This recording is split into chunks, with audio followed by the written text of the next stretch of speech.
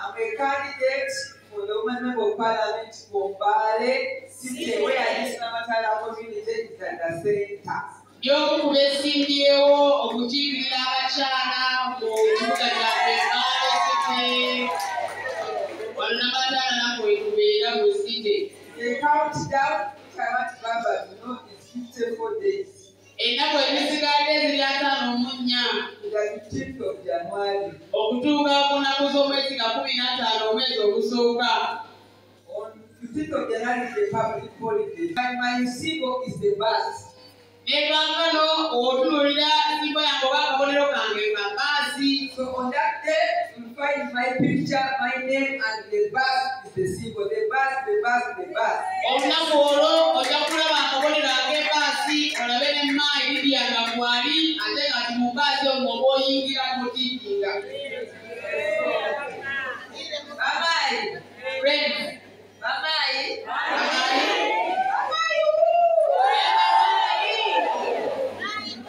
The position I'm asking for is for women. It is for the Ekifo kye nsaba ngenda kikkirira abakyala bamaayi. You have the power and the authority with the support of God to choose the woman that is going to deliver what you deserve. Mulina amaanyi n'obuyinza okuva eri Katonda okulonda omukyala agenda okubaweereza abatuuseeko bye mwetaaga In Mbale City. mu kibuga eky'Embale. So I want to conclude by requesting you Maliriza nga mbasaba to take the forefront the remaining 54 days. tutwale tubeere ku mwanja omunaku zino ezisigadde 54. Buli omu akimanye nti ekifo ky'abakyala kya nsonga. Everyone to know that the women position is a very paramount position. So abaami bakuba akalungu basaba akalungu n'abavubuka bakuba akalungu basaba akalungu n'abakyala muveeyo mulage okwambala ekifo kyabwe kigenda okubasootingira ekitulabayo. We know the papas, the young boys are also going to vote. But then the ladies, the mamas, the girls, let us be at the forefront. Baba nakulembera tusooke tutuyingire ku bbaasi bano abanatuyambako okutwogerezaako kale nabo bajje. Ekyo kibalekedde mukisabire n'ate action is important. We are leaving that for prayers, but then as you pray, go and vote. Omulirwana owakaduuka owakatale bonna bagambye nti ekifo kya Lydia Wandoto. Tell the neighbors, the market vendors, everyone around here and say that position this time round is for my Lydia. Baba Nabugoli, I've been asking for this post for the last 15 years. Say Imani nsaba ekifo kino emyaka egiise 15. When people see us, I say 15 years of campaign, they begin to say, but this one must be old. No, I'm not old. I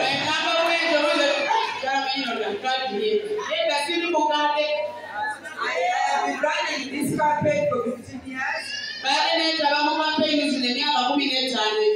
thank God because I've been consistent, I still have the energy and I know that I deserve to be your servant and the name of Father.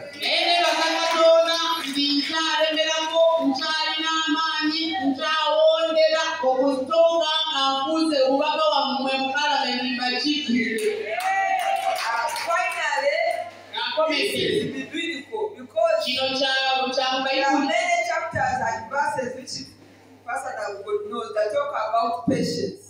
There is a lady who delivered at the age of 80, Sarah. Mine has just been 15 years, so I'm still waiting. And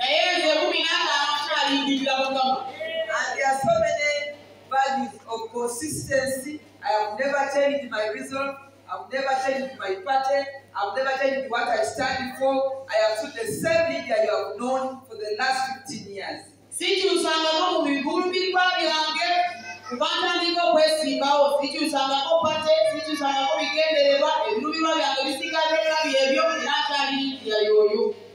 think God has prepared me for leadership, and I have been tested that I'm a patient person, I am consistent, and I love women, and I love Mbale City.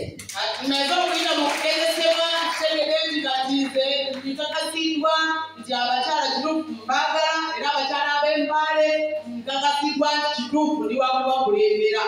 Campaigns are very expensive, but by the grace of God, I am just short of 54 days. You can imagine all these years. But 54 days allows me. Emyaka gino gyonna 15 nga omanya ebintu bya kampeyini oteekamu ssente nnyingi naye nebaza Katonda nti ampisiza mu ebyo 15 nakati sigazizza ennaku lunaku 54.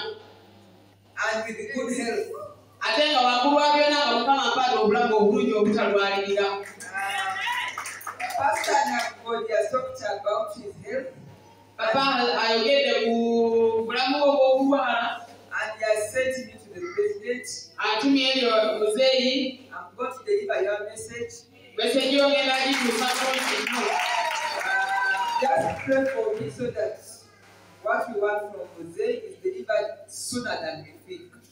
Munsabire kye tuli kwetaaga okuva eri pulezidenti kikolebweko mu bwangu. There is nothing that defeats the power of prayer. So let's pray so that the message works for us. Thank you so much.